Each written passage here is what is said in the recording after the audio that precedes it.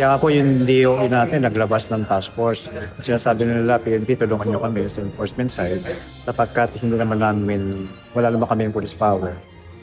Dalawang gasoline station na sa Nueva Ecija at Eastern Samar ang sinampahan ng kasong profiteering ng Philippine National Police.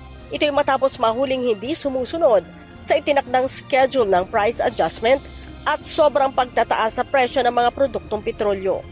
Ayon kay PNP Public Information Office Chief, Police Brigadier General Randolph Tuanyo sa kapihan sa Manila Hotel, nadiskubre ang pananamantala ng mga ito dahil sa tawag ng 911 ng isang concerned citizen. Base sa impormasyon, nagdagdag umano ng 12 pesos kada litro ang isa sa dalawang gasolinahan. Yung mga patrolling na ginagawa natin. Unang-una, titingnan natin yung mga nagsasara na mga gas station to retailers. Pangalawa, yung nagtataas ng mga price.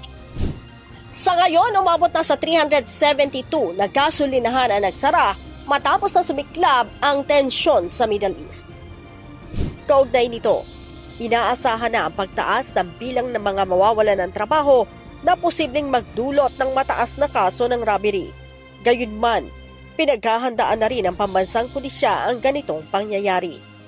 So in-expect natin, nagsarado, mawawalan sila ng trabaho at consequently, tataas yung mga crimes against property natin.